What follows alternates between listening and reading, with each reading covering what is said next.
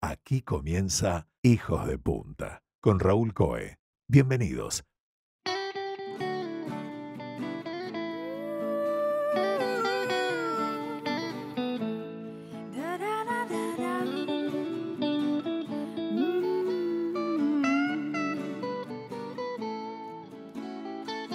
Hoy, en Hijos de Punta, tenemos el gusto de recibir una persona clave en el impulso a empresas emergentes, a temas de logística y al comercio exterior en nuestro país, especialmente las relaciones comerciales con el Brasil.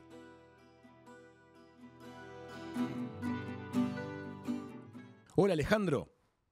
¿Cómo estás, Raúl? Muy bien, muchas gracias por estar en el programa.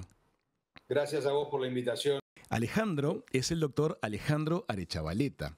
Él es el director del estudio Arechavaleta y Asociados.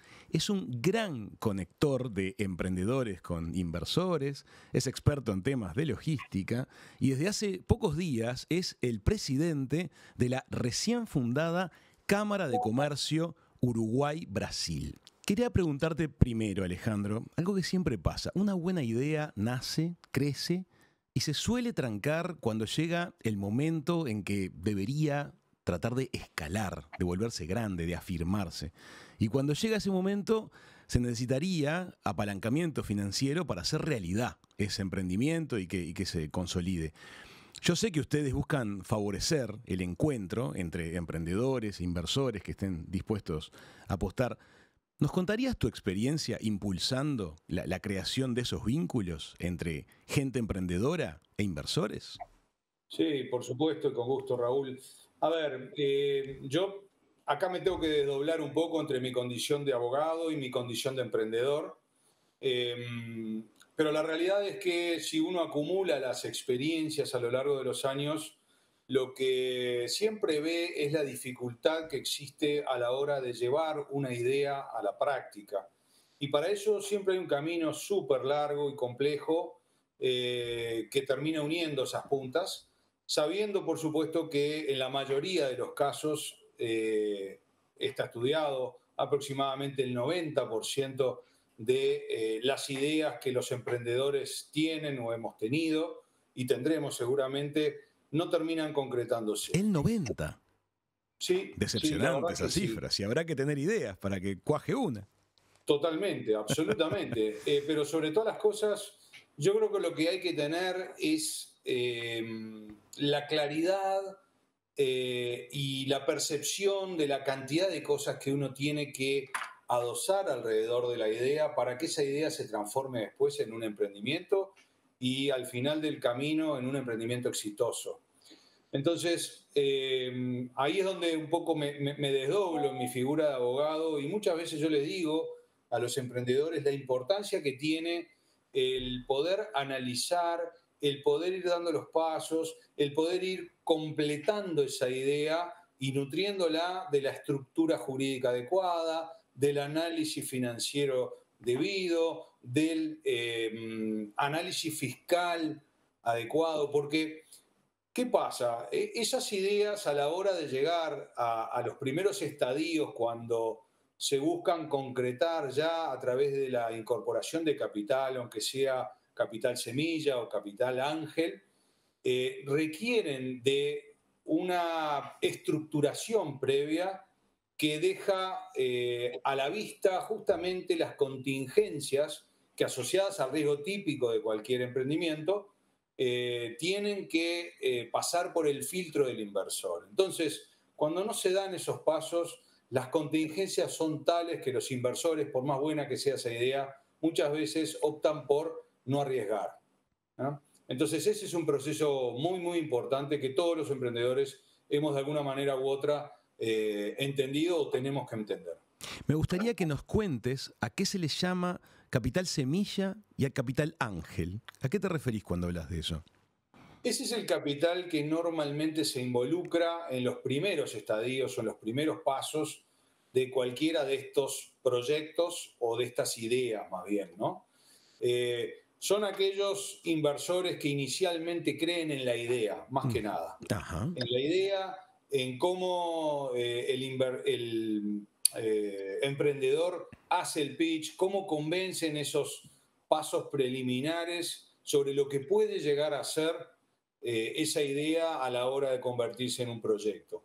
Son los que más riesgo toman y son generalmente los que más muerden en esa torta inicialmente. Por lo tanto, también es muy importante que los emprendedores tengan claro hasta dónde están dispuestos a ceder espacios a esos inversores ángeles inicialmente. Qué importante eso que estás diciendo, porque a veces aparecen estos inversores, estas personas que se entusiasman en la idea, que están dispuestos a ir para adelante, pero de pronto lo que piden en contraprestación puede ser mucho y eso puede después condicionar el funcionamiento del emprendimiento. Totalmente. Yo siempre te digo también que en esos estadios no solamente es importante recurrir a quienes puedan ser inversores duros, que son aquellos que van a poner los recursos económicos necesarios para escalar el proyecto a una etapa posterior que permita incluso volver a hacer una ronda de capitales y ya recurrir a fondos estructurales o fondos profesionales que se dediquen a las participaciones. ¿Por qué? Porque muchas veces en estos estadios iniciales conviene también buscar ese tipo de inversores que tal vez puedan hacer aportes mixtos entre capital y conocimiento, Ajá. entre capital y contactos, entre capital y experiencia para poder llegar a esos futuros inversores que realmente van a permitir dar ese salto de calidad al proceso. Qué interesante lo que dice. No es cuestión de salir a buscar a alguien simplemente que aporte el capital económico. A veces también vale mucho el conocimiento, la red de contactos que se puede abrir atrás. Hay que elegir bien a quienes vamos a intentar seducir con una propuesta, con una idea innovadora. Absolutamente. Para mí es clave, eso es clave porque sobre todo pensando en las rondas posteriores, hay que tener claro que uno se va a presentar y se va a enfrentar a gente que realmente o está muy acostumbrada a estas cosas o entiende mucho sobre análisis de riesgo y la forma en que se presenta, la forma en que se analiza el riesgo, en que se proyectan los flujos, en que se estructuran las empresas, los emprendimientos, termina siendo muy, muy importante, si no definitorio muchas veces. ¿Qué tal si lo bajamos un poco a tierra? Vamos a hacer de cuenta que estamos con una idea entre manos, algo que ya lo hemos conversado con gente querida, que evidentemente despierta un interés, que todo el mundo enseguida capta la ventaja que propondría esa idea, como que empieza a tener sustancia. ¿Qué es lo que suele fallar? ¿Qué es lo que suele faltar a la hora de armar las primeras presentaciones para que no quede afuera? Yo te diría que lo primero es el conocimiento del mercado objetivo al que se apunta, ¿no? Ujú.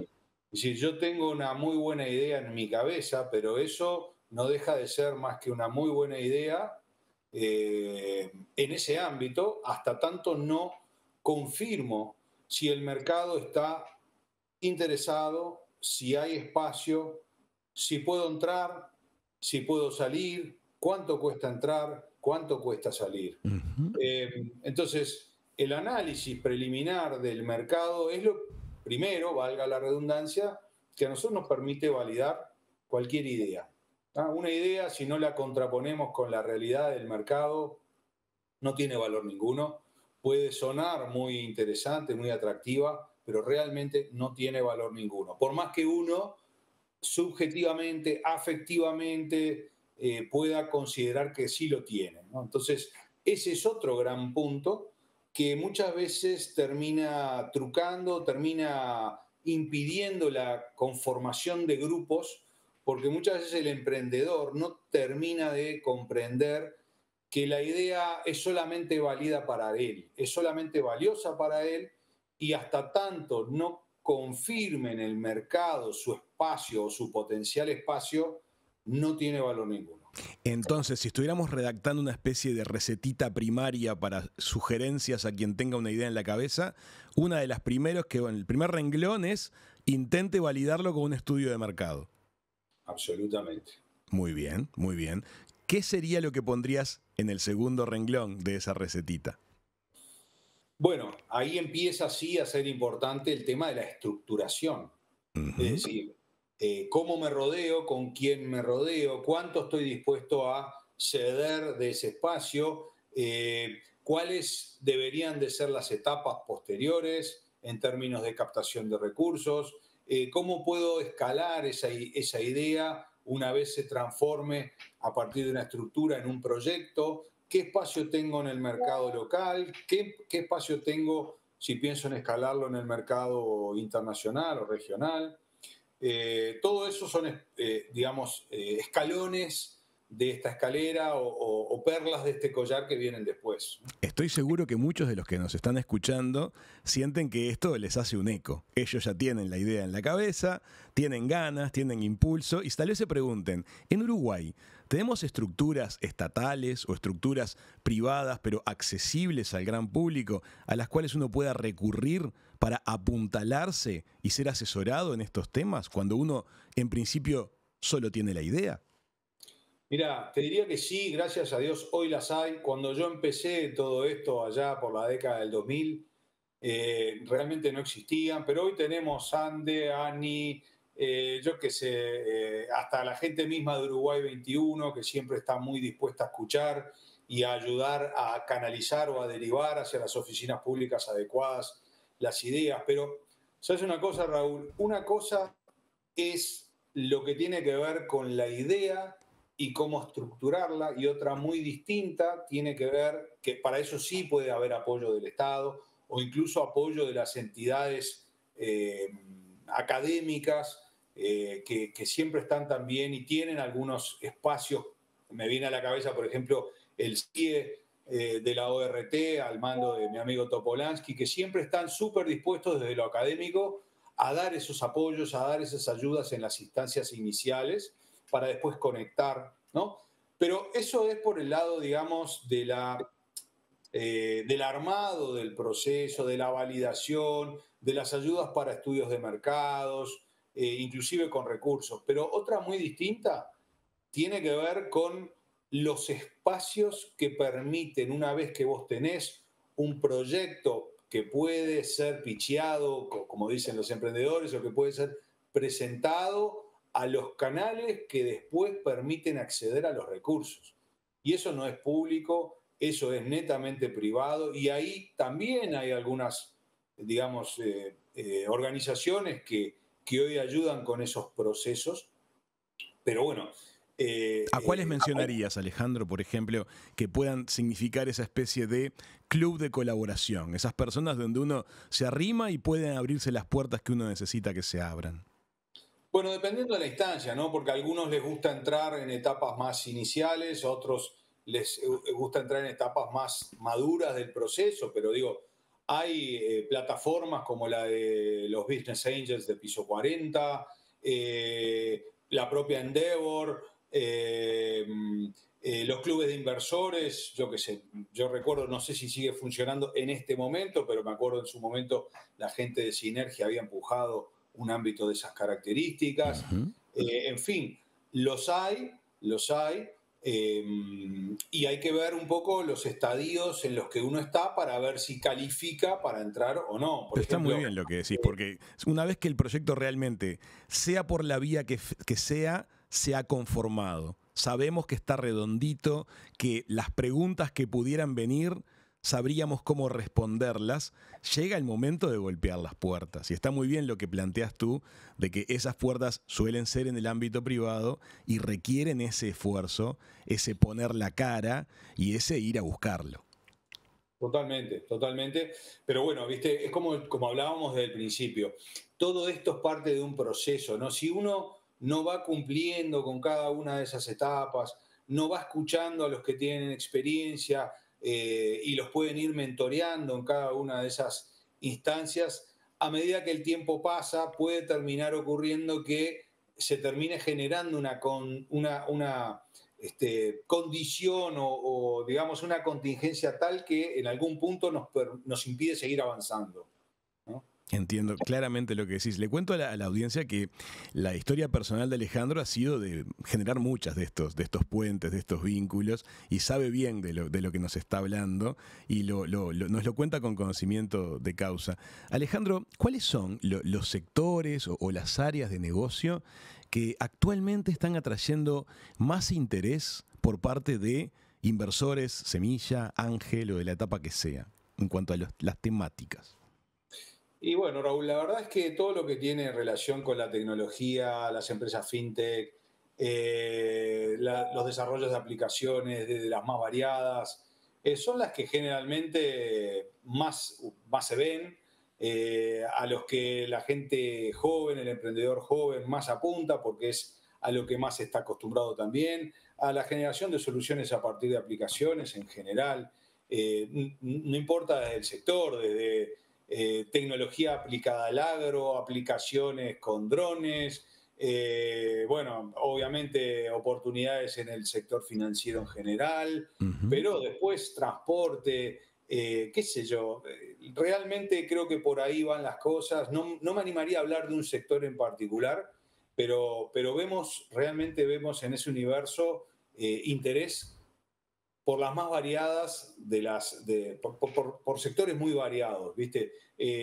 Tecnología agrícola, comunicación, qué sé yo, hasta generación de citas, yo qué sé. Sí, La verdad es que es juegos. enorme y súper variado. No te puedo decir uno en particular. Perfecto. No, pero pintás un panorama con eso que nos respondes. Te quiero preguntar ahora lo siguiente. En tu experiencia, me imagino que así como aparecen capitales Ángel o Semilla nacionales, también con mucha frecuencia aparecen del extranjero, ¿verdad? Sí, sí, te diría que depende mucho de vuelta del estadio en el que se esté con el Ajá. emprendimiento, ¿no? Lo que más se ve acá son los emprendedores locales que arrancan con sus ideas y que por un tema, viste, de networking, tampoco tienen capacidad de poner esa idea en etapa de proyecto y además al alcance de inversores del exterior. Por lo Ajá. tanto, todos arrancamos siempre con el clásico Family and Friends, Sí, ¿viste? entiendo. Y por ahí empiezan siempre las cosas, que está muy bueno que así sea, porque de alguna manera uno ya cuenta con la confianza y con la voluntad de colaboración siempre de nuestros sectores más cercanos. Entonces, es común ver, ¿viste? Cuando uno arranca con los emprendedores, que muchos de esos emprendimientos pasan o arrancan de la mano de un amigo, dos amigos, un primo, una prima, ¿viste? Que están en el tema o que se juntaron con una buena idea. Uno conoce del sector y el otro sabe de tecnología, entonces, viste, se juntan y empiezan a traducir en una herramienta la posibilidad de amalgamar, viste, esa solución para el sector determinado con una herramienta tecnológica que es la que generalmente les termina dando el diferencial respecto de lo que hay, ¿no? Te lo, Este, Te lo pregunto porque también es objetivo que a Uruguay se lo percibe desde afuera con una imagen tremendamente sólida en este momento y de un total, tiempo a esta parte. Entonces me imagino que totalmente. tal vez las miradas de esas personas que están buscando oportunidades de negocio, tal vez se apunten hacia esta región de América. Siempre, pero lo que pasa es que es difícil llegar, ¿no? Porque convengamos que emprendedores hay en todas partes del mundo, no podemos imaginar que solamente el emprendedor uruguayo es el que tiene grandes ideas y el que las termina traduciendo.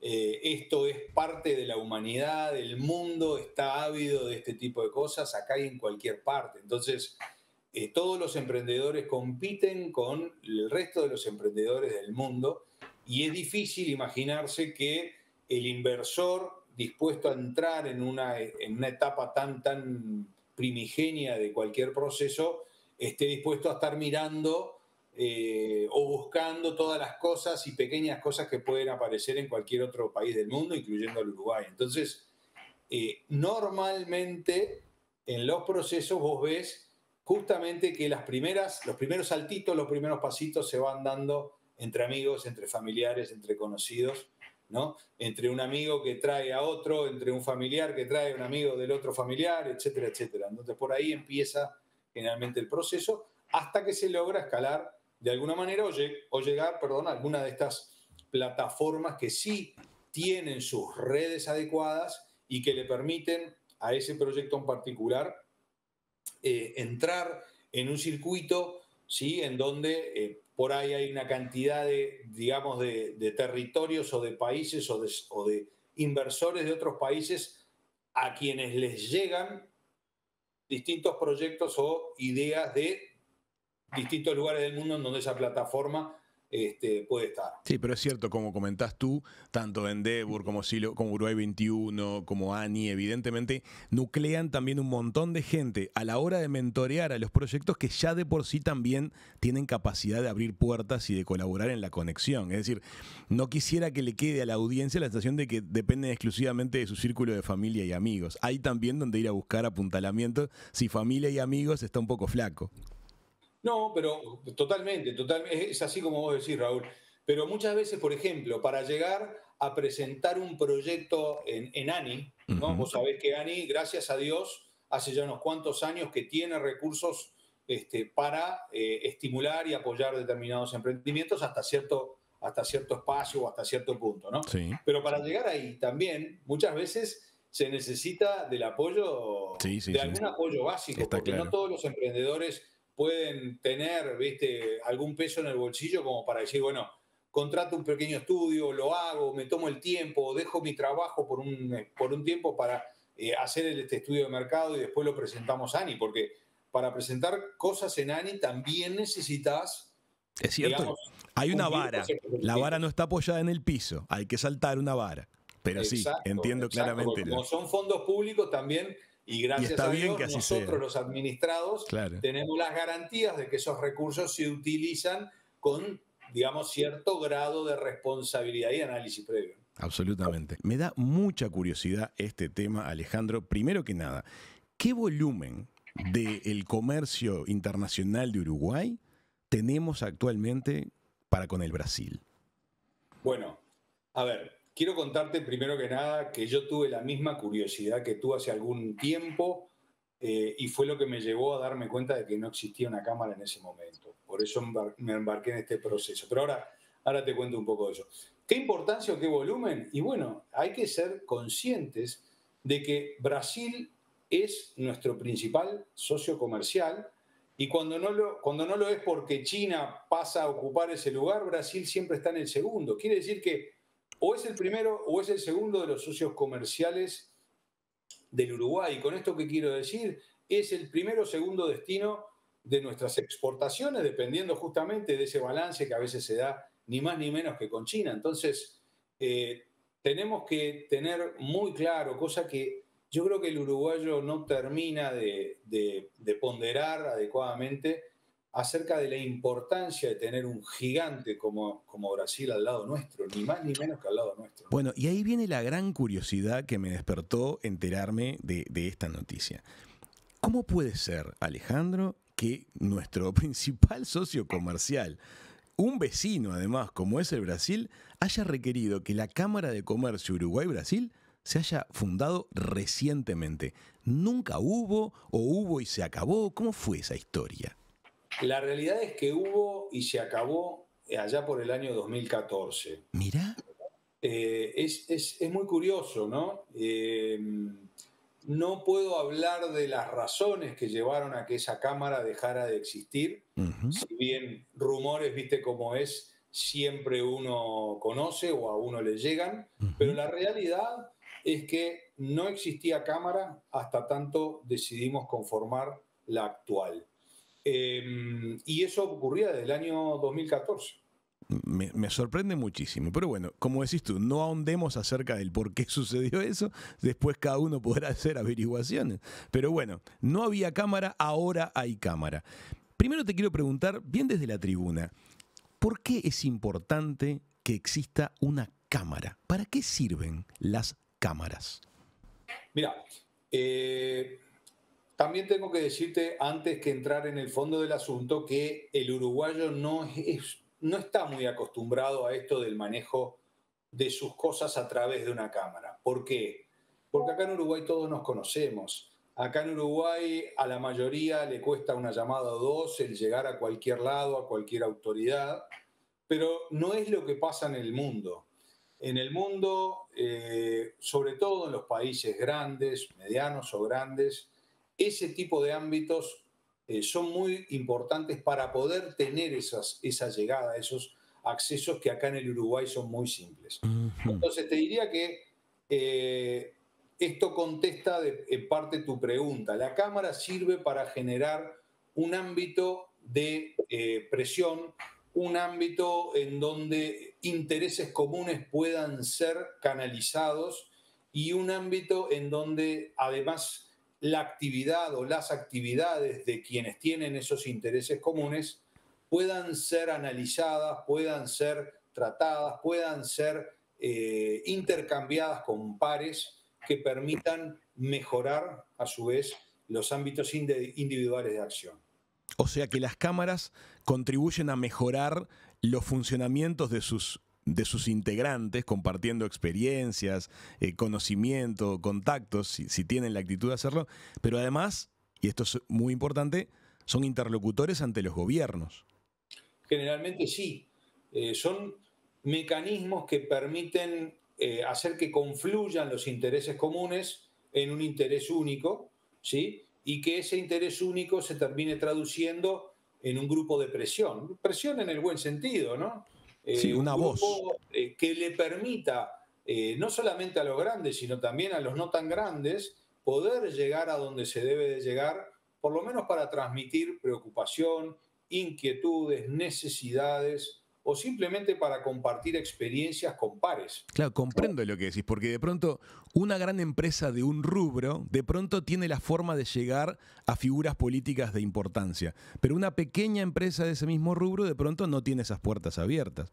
Una cámara es más democrática en ese sentido, llegan todos. Exactamente, llega a todos y representa a todos. Y representa a todos. Y también, si lo miro desde los zapatos de los gobiernos, dialogar con una cámara ha de ser más sereno que dialogar con empresas sueltas, porque hablar con empresas sueltas se presta para, digamos, suspicacias, ¿no? Para sospechas. En cambio, Sí. la Cámara tiene una representatividad más firme.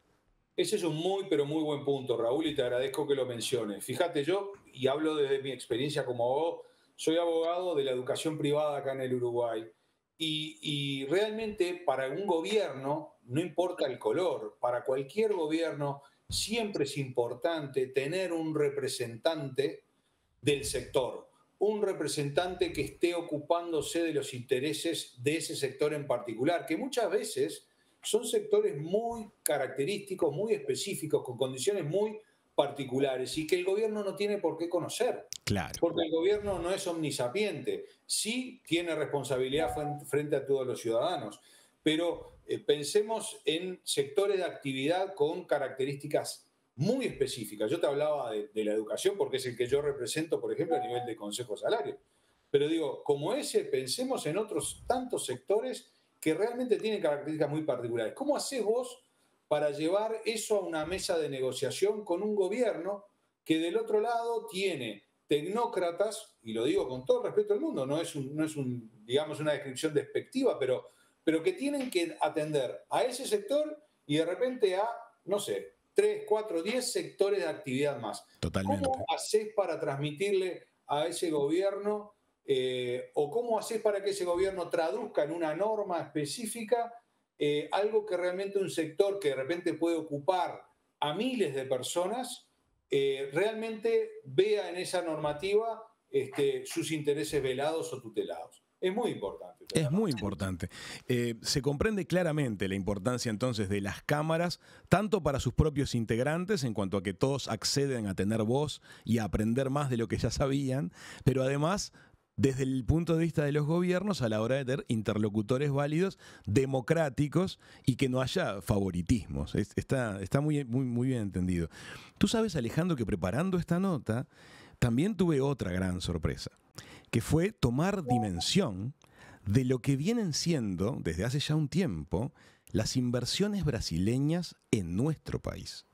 Porque lo primero que enfoqué fue decir, bueno, a ver cómo podemos hacer que empresas uruguayas conecten con el mercado brasileño. Pero ahí fue que me llegó la sorpresa. Resulta ser que hay enormes inversiones brasileñas operando en nuestro país. Son miles de puestos de trabajo. ¿Podrías ilustrarnos un poquito sobre eso? Por supuesto. A ver, todos hemos escuchado en los últimos meses, por ejemplo, cuando se ha hablado de las adquisiciones de algún grupo alimentario vinculado con el sector cárnico, de algunas plantas frigoríficas de otro operador clave del sector. Sí, sí. Y cómo debió de intervenir el gobierno uruguayo con todos los partidos políticos alineados en un mismo sentido para evitar una concentración inadecuada desde el punto de vista, al menos, de las autoridades en ese sector. Entonces, sí, hay grupos sumamente potentes, pensemos, como decía, en el sector cárnico, pensemos en el sector agrícola, pensemos en el sector financiero, pensemos en el sector automotriz, por Bebida. citar solo algunos, ¿no? Ujú. Pensemos también dentro de lo que es alimentación, en el sector granelero. Realmente sobran los ejemplos y basta con que mencione sectores para que la gente rápidamente identifique a los nombres de esos sectores o de esas marcas, como para entender la enorme relevancia de la inversión brasilera en el país. Sí, son además muchísimos puestos de trabajo. Cuando se hablan de estos temas, mucha gente reacciona en cuanto a preocupación. Preocupación porque son capitales externos, operan en el Uruguay, los dividendos se van de nuestro país. ¿Cuál es tu mirada respecto de ese tipo de objeciones? Yo te diría que no debería de haber preocupación tratándose de la inversión brasilera. Nosotros tenemos una larga historia común con el Brasil, tenemos mucho en común en términos de idiosincrasia con el Brasil, sobre todo el Brasil, te diría, del sur, ¿no? El Brasil del San Pablo hacia el sur. Ujú. Y entonces, más allá de todo y de la comunidad en términos de principios, valores y aspectos comunes, culturales, sociales, también es cierto que el Uruguay tiene un marco normativo muy profuso en términos de protección a la inversión y protección al trabajo. Ujú. Entonces yo no tendría miedos por ese lado, al contrario, y hay que tener bien claro que la inversión extranjera directa es una enorme, si no la principal generadora de trabajo en nuestro país. Por lo tanto, yo, lejos de ver con miedo, lejos de ver con preocupación estas cosas, las veo y las aliento, y eso tiene parte que ver con el objetivo de esta Cámara. Si hablamos de inversiones de otros lugares, bueno, tal vez te pueda decir otras cosas. Pero en términos tuitivos, nuestra legislación es importante, es muy abarcativa, y tenemos además, gracias a Dios, organismos que saben controlar a la inversión privada desde todo punto de vista. Por lo tanto, yo no tendría miedo en ese sentido. Hay algunas agrupaciones políticas que hablan de iniciar procesos de recorte a los apoyos que se dan a la inversión extranjera. ¿Tú qué pensás en cuanto al rol de las políticas públicas para fortalecer los temas de logística, producción y suministro aquí en Uruguay? ¿Qué áreas te parece que necesitan un sostén específico, apoyos adicionales o reformas? Buena pregunta. Soy de los que piensa que siempre es conveniente revisar las cosas para tratar de mejorar, corregir o dejar de hacer aquello que se haga mal. Te diría puntualmente en lo que a tu pregunta refiere, que debería de haber mucho mejor coordinación entre el gobierno nacional y las intendencias. Ujú.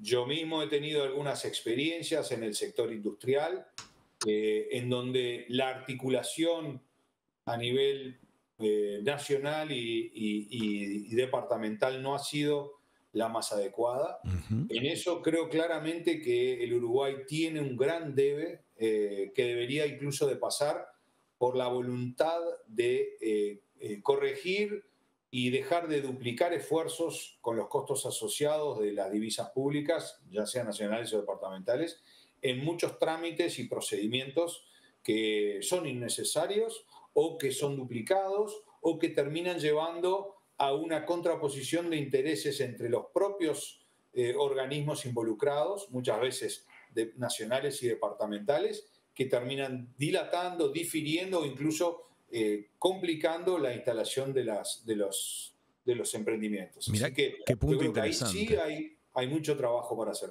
Ujú.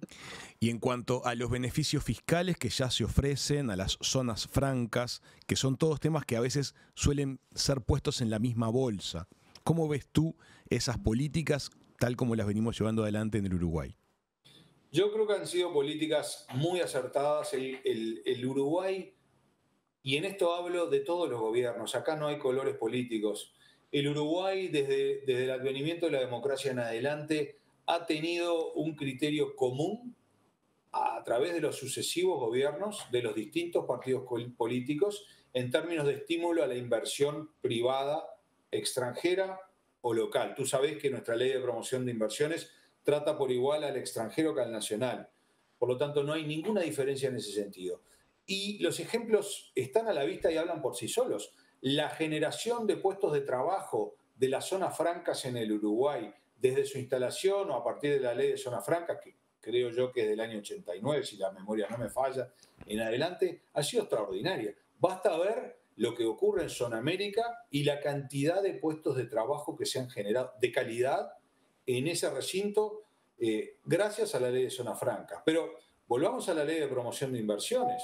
¿Cuántos proyectos, cuántos emprendimientos, cuántas UPMs, cuántos Catunasí, cuántos promotores o gestores de aeropuertos y de puertos, cuántas construcciones, empresas constructoras que hemos visto instalarse en el país y empujar proyectos de mediano y largo alcance con todos los puestos de trabajo que han generado, conocemos. Entonces, que puede ser revisable como lo ha sido en el tiempo, porque también se han ido haciendo pequeños ajustes sin hacer grandes cambios o sin perder esa condición tan preciada para el Uruguay en cuanto a la certidumbre, a la certeza, a la estabilidad jurídica. Pero siempre se han ido haciendo pequeños ajustecitos para mejorar, para seguir estimulando, para favorecer algún sector en particular. A ver, todos hablamos, y acá hablamos de tecnología al principio del programa, pero todos sabemos lo que son los apoyos a la industria del software en el país. Tan es así que el Uruguay, desde su minúscula dimensión, hoy es el tercer mayor exportador de software per cápita del mundo. Mirá qué cifra acabas de darnos. Entonces, el tercer exportador de software per cápita del mundo es el Uruguay. Exacto. ¿Seríamos eso si los sucesivos gobiernos no hubieran atendido el interés del inversor de manera adecuada en términos fiscales? Seguramente Probablemente no. Seguramente no. No tendríamos un sector sin desocupación o con desocupación cero si no fuera por esos estímulos. Entonces, que puede haber que ajustar alguna tuerca, algún tornillo, y capaz que sí. Pero, de vuelta, no ocurrirían los molinos eólicos, no ocurrirían las granjas fotovoltaicas, no ocurrirían los proyectos de hidrógeno verde, ni los sectores que ya han despegado en el Uruguay como el software si no fuera gracias a esto. Alejandro, me parece interesantísimo lo que decís. Aquí en el programa nos gusta mucho difundir todos esos proyectos, esas realidades que están en marcha a lo largo y a lo ancho del país porque generan empleos calificados, son una manera de que los jóvenes estudien disciplinas técnicas de calidad y encuentren luego el espacio para trabajar en nuestro país. Nos gusta mucho que lo pongas sobre la mesa y comprendemos claramente tu mirada. Quiero volver un poquitito al tema de la Cámara de Comercio Uruguay-Brasil. Me gustaría que nos cuentes cómo fueron las etapas que vienen recorriendo hasta ahora para desarrollarla y las perspectivas de corto plazo. Déjame contarte un poquito la lógica atrás de este nuevo esfuerzo. Bien. Yo específicamente, yo como abogado trabajo mucho con el Brasil desde de toda la vida, pero hace ya unos 3 o 4, te diría que en el año de la pandemia, cuando decidimos por un tema de estrategia nuestra en nuestro estudio, dejar de prestarle tanta atención a la Argentina como mercado, y espero que no se me enoje ningún argentino, pero cada vez que lo cuento son los primeros en decirme qué bien que hicieron. Eh, la- Realmente empezamos a darle, te diría, el 100% de nuestro foco a este enorme mercado de 210 millones de habitantes. Al poco tiempo empezamos a notar justamente esto, que era el espacio que había dejado una cámara que había desaparecido y la necesidad que había de generar esa nueva instancia. Pero también traté de entender un poco qué era lo que había pasado y por qué era que la experiencia anterior no había funcionado. Y dadas las asimetrías que existen entre un mercado de 210 millones de personas con uno de 3,5, era evidente que ningún esfuerzo en este sentido podía tener asegurado el éxito y el futuro a mediano y largo plazo si no era con la participación directa de nuestros hermanos brasileños. Ujú. Por eso, cuando empecé a pensar en esto, lo primero que hice fue irme a hablar con la embajada brasilera en Montevideo, acá en Uruguay, a quien además quiero agradecerle desde el embajador para abajo el enorme apoyo, la gran receptividad y el tiempo que hasta ahora me han dedicado.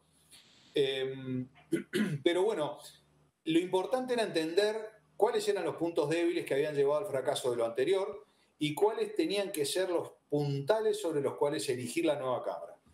Yo sabía que yo necesitaba socios de aquel lado traccionando de la misma manera y buscando los intereses en el Brasil, así como yo tenía que buscar los intereses en el Uruguay. Y para eso también diseñamos un estatuto con participación bilateral, con autoridades rotativas, con órganos de control y administración en donde se vincularan tanto los intereses brasileños como los intereses uruguayos, y así creamos esta nueva Cámara.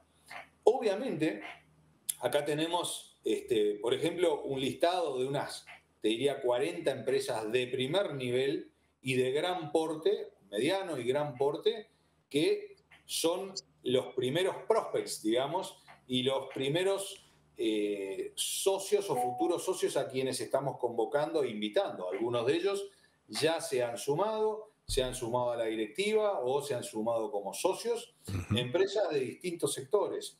Ya tenemos participación de la industria de la farmacéutica, de la industria del cannabis medicinal, de la logística, de las zonas francas, que ya se han integrado de alguna manera de la publicidad, que ya de alguna manera se han integrado a nuestra directiva, a nuestra novel directiva. Y del lado brasileño, ¿qué hicimos? Yo ya representaba, participo de un instituto privado que se llama el IBREI, que es el Instituto Brasilero de Relacionamiento y Desenvolvimiento Empresarial Internacional, del cual yo ya era embajador aquí en Uruguay, Ujú. y a ellos mismos apunté y les planteé esta idea, esta inquietud que yo tenía, porque ellos a su vez tienen mucha experiencia en Brasil con el sector empresarial, ellos participan en otras cámaras, en otras asociaciones, y ya nuclean un montón de empresarios, personas físicas y jurídicas allá en San Pablo, y han participado de la creación de algunas cámaras, como por ejemplo la Cámara de Comercio Brasil-Perú. Entonces, les planteé esta idea, este espacio que yo veía, y rápidamente se entusiasmaron, pero les dije, señores, acompáñenme. Si ustedes me acompañan,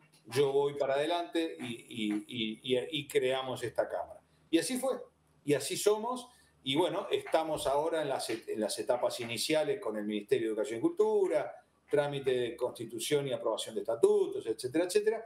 Y nuestra idea ya es en marzo, si Dios quiere, salir con el lanzamiento oficial tanto en Uruguay como en San Pablo de nuestra Cámara, y la convocatoria mientras a las empresas locales de mi parte y por parte de la gente de IBREI y el vicepresidente de la Cámara, que es un colega, abogado, miembro de un prestigiosísimo estudio de allá, que a su vez preside IBREI, y que es quien está haciendo el trabajo de aquel lado. ¿Hay requisitos específicos que ya estén definidos y que deban cumplir las empresas que se quieren afiliar a la Cámara para tratar de aprovechar los beneficios que ustedes pueden brindar a mediano y a largo plazo en el relacionamiento con el comercio brasileño? Muy simples, naturalmente tienen que pasar por un proceso de aprobación interno muy básico, y lo que nosotros en nuestro estatuto y nuestro deseo planteamos siempre es que sean, en el caso de ser empresas brasileñas, que tengan algún interés o inversión en el Uruguay, pero no es excluyente, no nos cerramos tampoco a empresas exclusivamente, también lo podemos hacer con personas físicas, y lo mismo del otro lado del Brasil, o incluso empresas uruguayas que aún no teniendo inversiones en el Brasil puedan tener algún interés o apunten a generar alguna inversión a nivel local. Y me vienen a la cabeza concretamente una empresa importante del sector canábico local que está ya instalando su empresa en el Brasil y que apostó también a participar de la Cámara pensando justamente en la potencia o potenciarse a través de la Cámara en Brasil. Pensemos lo que significa para una empresa uruguaya llegar a Brasil, entender el sistema fiscal brasileño, que es muy complejo. Es complejo. Nosotros acá en el Uruguay tenemos impuestos, básicamente impuestos nacionales, y son unos pocos, y alguna contribución o impuesto departamental, como contribución inmobiliaria y demás, pero digo, estamos ante un elenco impositivo muy reducido. Cuando uno llega al Brasil, para empezar, tiene los impuestos federales y los impuestos estaduales. Cada estado tiene un conjunto enorme de impuestos y muchas veces entender todo eso es muy complejo.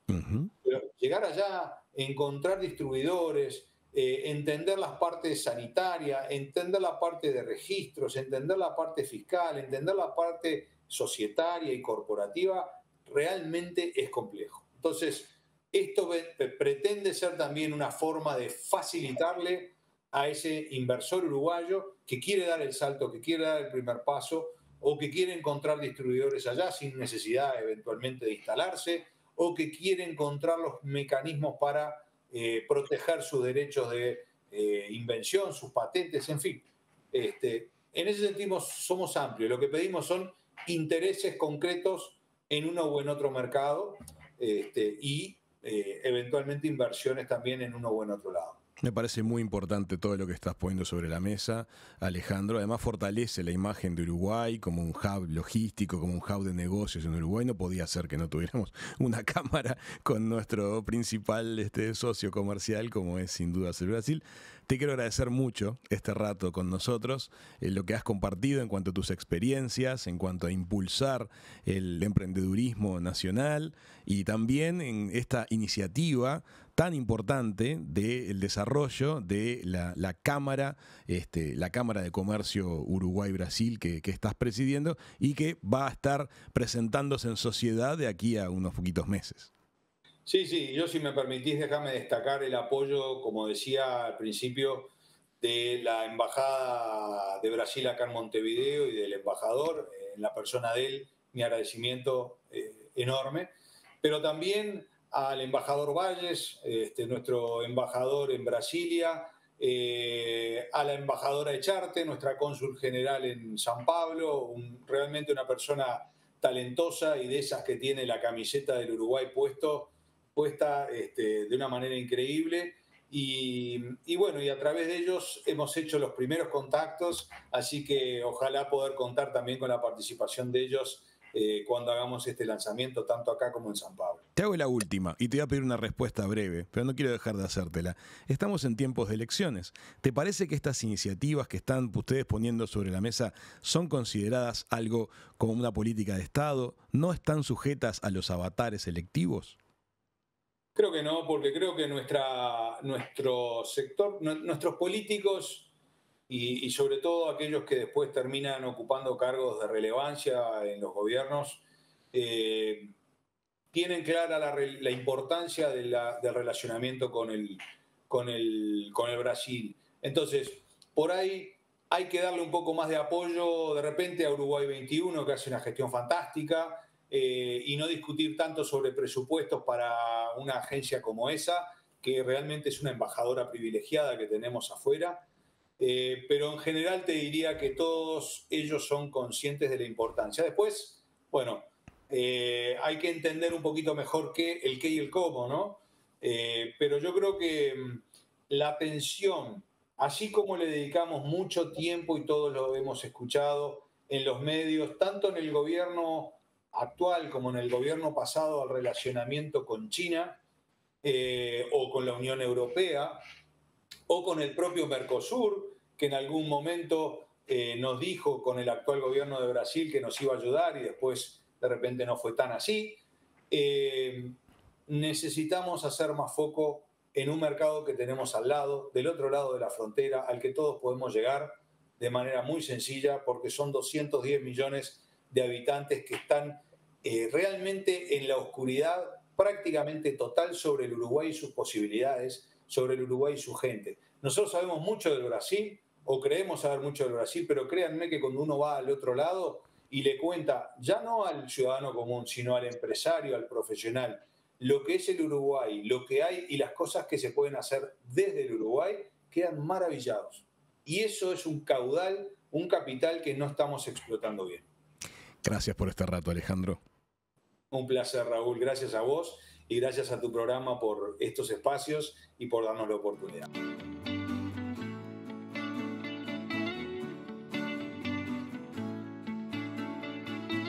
Esto fue Hijos de Punta. Raúl Coe, todos sus invitados y una muy buena charla.